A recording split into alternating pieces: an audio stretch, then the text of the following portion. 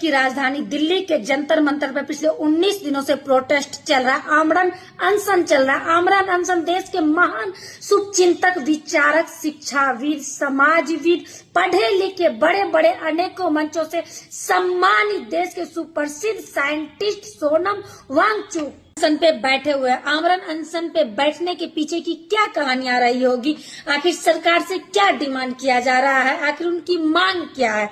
तो आप सभी को पता है कि देश में नीट का एग्जाम हुआ, यानी कि मेडिकल का एग्जाम हुआ। उनमें कई बच्चे पास किए और कई बच्चे फेल किए। उनमें से कुछ बच्चों ने आत्महत्या की।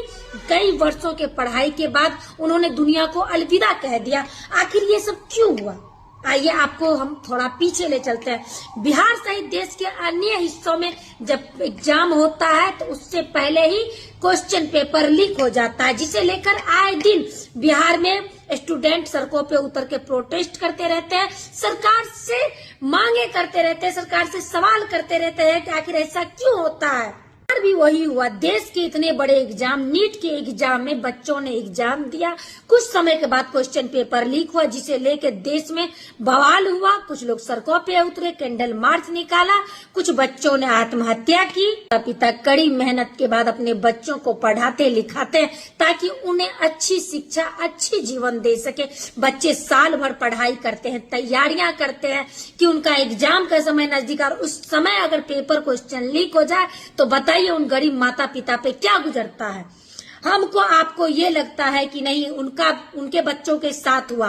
अरे गरीब माता पिता अपने बच्चों के लिए अपने जेवर बेच के उन्हें उनकी पढ़ाई के प्रति सुचारू करते, उन्हें आगे बढ़ाते ताकि उनका जीवन बन सके। उनका संघर्ष आपने नहीं देखा है तो जाके देखिए उन माता पिता के आंसू को, जिनके बच्चे ने आत्महत्या कर लिया है। उनकी जुबान से सुनिए कि वो कितनी संघर्ष करते, अपने घर के मकान तक को गिरवी रख देते ताकि उनका बच्चों का भविष्य बन सके, उनके बच्चे पदाधिकारी बन सके, उनके बच्चे देश में नाम रोशन कर सके। लेकिन आज मैं अगर बोल रही हूं तो ये हम अपने बच्चे के लिए, क्योंकि आज जो सोनम वांगचुक जी जो लड़ाई लड़ रहे हैं उसमें हमारे बच्चों का भी भविष्य टिका हुआ। वो लड़ाई हमारे बच्चों के भी हो रहा है और यह हमारा अधिकार है कि हम अपने बच्चों के लिए आवाज उठाए ताकि हमारे बच्चों का भविष्य कल जाके अच्छा हो सके।